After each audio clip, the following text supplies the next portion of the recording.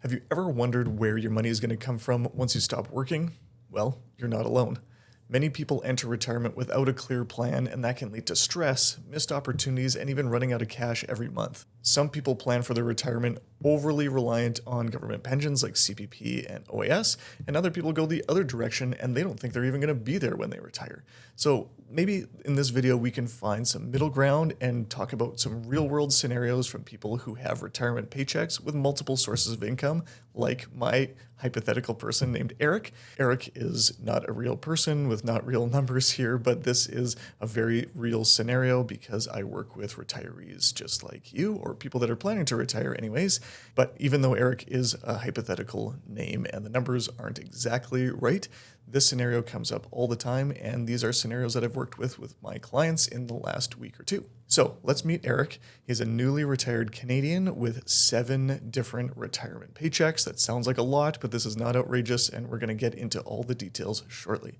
Here's how he built his financial puzzle and how it works into his retirement lifestyle. All right, let's start with his RIF. A registered retirement income fund, or RIF, is the second half of the RSP story.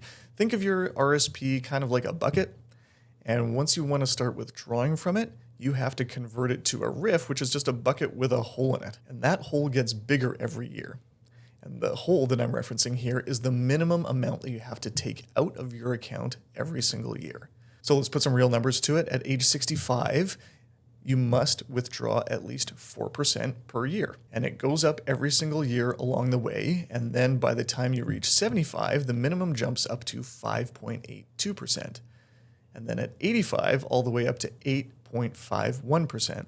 This hole keeps getting bigger until you reach 95, where it maxes out at 20%, and you'll keep having to take 20% out of the account every single year, either until the money runs out or until you pass away. So in Eric's case, because he has a $500,000 RIF, he has to take 4% out of it, so that's 20 grand per year. And if we're going to do monthly numbers here, that's $1,666.67 per month. Next up is his LIF, or LIF, which stands for Life Income Fund. Think of a LIF as a bucket with both a hole and a lid. This bucket comes from an old pension, specifically an old pension that he transferred to a LIRA. You might have one of these. This is called a locked-in retirement account. The LIRA is the RSP equivalent in this world. The LIF, just like the RIF, has a minimum amount. Again, that's the hole in your bucket.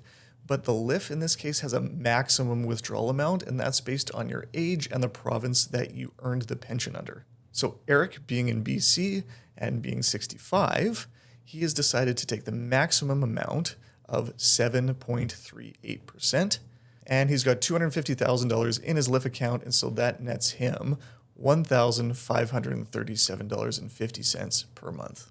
Before we go any further, I just want to talk about LIFs and RIFs, RSPs, LIRAs, and these kind of things. Again, I'm quoting specific numbers here, but again, these are just for example's sake. Nothing is guaranteed with these accounts. These amounts are based on the size of the account, which can fluctuate with market performance. A great year could mean you have more money to take out next year. A bad year could mean that you have less money to take out the next year. And so making sure that you stay on top of these specific amounts is pretty critical when you're forming your retirement paycheck. Okay, so now let's talk about real estate. Eric also owns a rental property, which nets him $300 a month after all expenses. That includes a mortgage in this case. It's not a huge cash cow, and managing tenants is not really his cup of tea. It's more hassle than something that he enjoys doing. But for now, it provides a little bit of extra cash.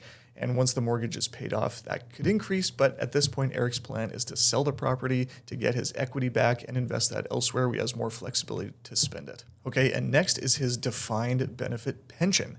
So thanks to his 25 years of service with the local government, Eric receives a defined benefit pension that pays him $3 grand per month for life. So unlike his other sources, this is a reliable, guaranteed income, but there is a catch.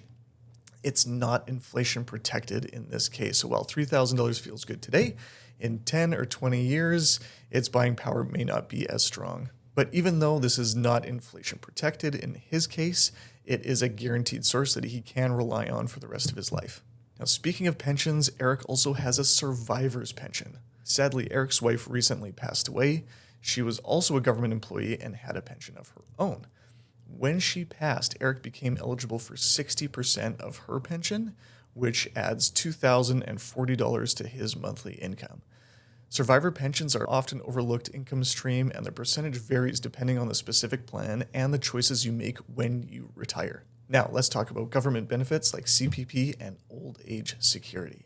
Eric worked full-time up until age 65, and so he's receiving the maximum CPP payment of $1,364.60 per month.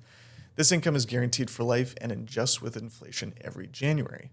However, because he's already receiving the maximum CPP for an individual, he didn't qualify to receive a survivor's pension when his wife passed away. Finally, Eric receives old age security. The maximum OAS at the time of recording this is $718.33 per month, but because Eric's income is on the high side, he's subject to something that we call clawback, but in the official language, it would be called the OAS recovery tax. In his case, he'll probably receiving about half of his expected OAS payment because of his higher income, and so he would get about $360 per month after these reductions. So now if we bring it all together and add everything up, Eric's 7 income streams amount to $9,998.77 per month before taxes.